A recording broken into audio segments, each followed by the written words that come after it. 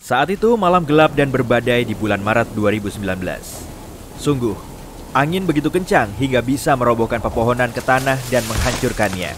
Bukan waktu yang tepat untuk berada di luar rumah, apalagi berlayar di lautan. Tapi, kapal pesiar mewah Viking Sky terjebak dalam kekacauan itu dan semua mesinnya mati. Pada tanggal 21 Maret, kapal pesiar Viking Sky meninggalkan Tromsø, Norwegia, ke arah selatan menuju Stavanger. Penumpangnya ingin melihat aurora borealis dan pemandangan bersalju di sekitarnya. Ini akan menjadi perjalanan singkat selama 2,5 hari. Tapi kemudian, tidak disangka-sangka, terjadilah masalah itu. Ramalan memperkirakan akan terjadi cuaca buruk dengan ombak mencapai 8 meter. Seharusnya hal itu bisa diatasi oleh kapal pesiar tersebut. Tapi tak satupun penumpang dalam pelayaran itu pernah mengalami hal semacam itu. Pada 23 Maret, kapal memasuki Hustadvika, bagian laut berbahaya yang terkenal akan perairannya yang sulit dan tidak bersahabat. Angin menghempaskan kapal ke segala arah, dan selagi mereka berlayar, ombak berubah menjadi lebih besar dan ganas. Sebagian bahkan mencapai ketinggian 15 meter. Itu setinggi bangunan 5 lantai. Tapi tiba-tiba, ombak besar menghantam, menelan sebagian kapal dan mendorongnya dengan kuat. Ombak memasuki ruang mesin hingga merusak peralatan. Sekring meledak dan lampu-lampu di sekitar ruangan mati.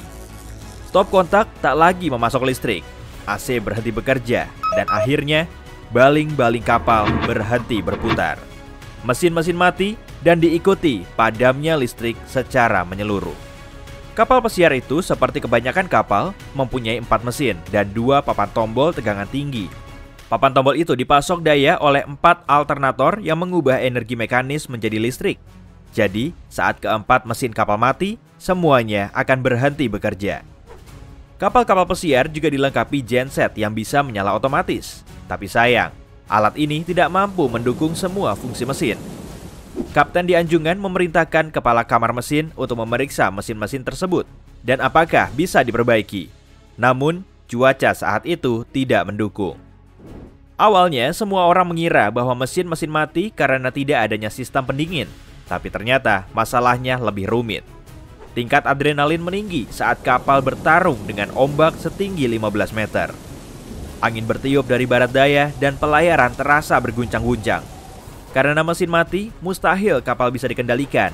Dan laut yang ganas mendorongnya menuju daratan. Semua itu terjadi dengan cepat dan 10 menit setelah mesin mati, panggilan SOS dilakukan. Begitu tim pencari dan penyelamat mendengar panggilan ini, operasi digelar untuk menyelamatkan semua penumpang kapal. Tapi ada masalah lain. Saat perahu-perahu penyelamat diberangkatkan dari pantai, angin ganas membuat perjalanan tidak aman. Memindahkan orang di tengah ganasnya laut adalah misi yang berbahaya. Jadi satu-satunya cara menyelamatkan para penumpang hanyalah dengan helikopter. Pada awalnya orang-orang khawatir kapal tidak akan selamat dalam keadaan utuh. Tapi kapal pesiar ini besar, panjangnya hampir 200 meter. Di dalam kapal, kursi-kursi dan dekorasi meluncur ke sana kemari di banyak ruangan. Piring-piring berjatuhan di lantai dan sebagian alat makan kaca pecah. Bahkan perabotan pun tidak aman lagi. Para awak kapal menyuruh penumpang mengenakan pelampung oranye cerah dan berpegangan pada perabot yang terpasang di lantai. Sementara itu, para mekanik buru-buru memperbaiki mesin. Awak kapal juga melepaskan 2 jangkar agar kapal tetap pada posisinya. Namun sayang, jangkar gagal terpaut ke dasar laut. Kini helikopter sedang dalam perjalanan. Satu-satunya hal yang bisa dilihat oleh regu penyelamat hanyalah sebuah titik kecil di peta dan mereka menjadi takut saat melihat titik itu bergerak menuju daratan, didorong oleh angin yang kuat. Beberapa menit setelah panggilan SOS, kapal terlontar ke area dangkal yang kedalamannya hanya beberapa meter dan bahkan semakin dangkal. Hampir 1 jam berlalu dan sebuah pesan baru masuk. Semua orang harus dievakuasi secepat mungkin.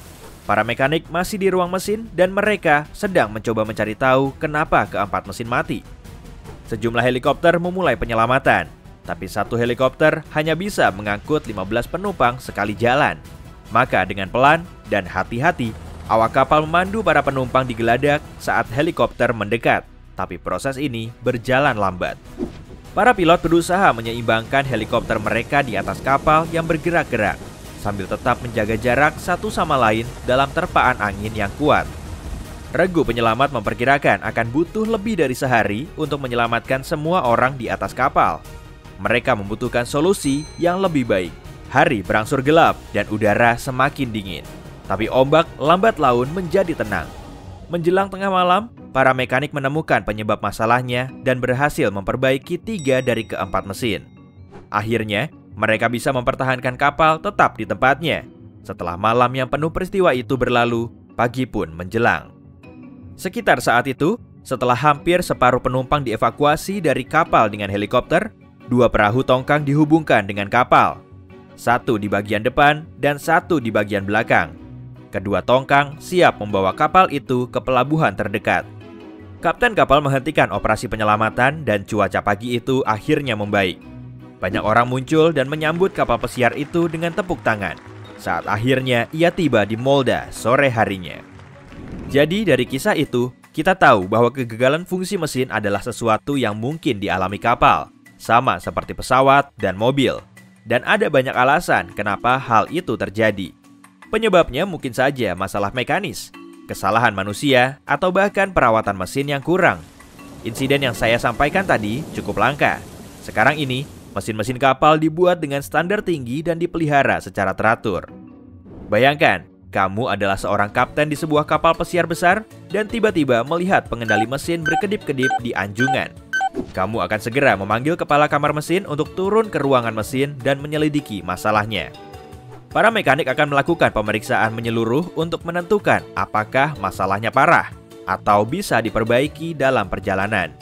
Jika kepala kamar mesin memutuskan bahwa masalahnya tidak bisa diatasi, kapten punya beberapa opsi. Pertama, kemungkinan besar dia akan mengirimkan sinyal untuk mendapatkan bantuan di laut. Jika perairan sedang tenang, kemungkinan mereka bisa menderek kapal menuju pantai terdekat. Tapi di laut yang ganas, mereka harus mencari cara lain. Meninggalkan kapal di tengah lautan untuk menyelamatkan diri adalah jalan keluar terakhir. Lebih berbahaya memindahkan penumpang dari satu kapal ke kapal lain daripada tetap tinggal di kapal yang tidak sedang tenggelam. Sekoci juga bukan pilihan. Ukuran sekoci lebih kecil dan ada risiko terbalik begitu menyentuh perairan. Namun biasanya sebuah mesin yang gagal berfungsi akan bisa diperbaiki di atas kapal. Seperti yang terjadi pada Viking Sky di Norwegia. Perbaikan akan menyebabkan penundaan, tapi bagaimanapun kapal memang berjalan lambat. Jika para mekanik tidak bisa mengatasi masalahnya dan mesin yang tidak berfungsi cuma satu, kapal masih akan bisa berlayar, tapi dengan lambat. Kemungkinan ia juga akan melewatkan beberapa pelabuhan agar bisa sampai di tempat tujuan lebih cepat.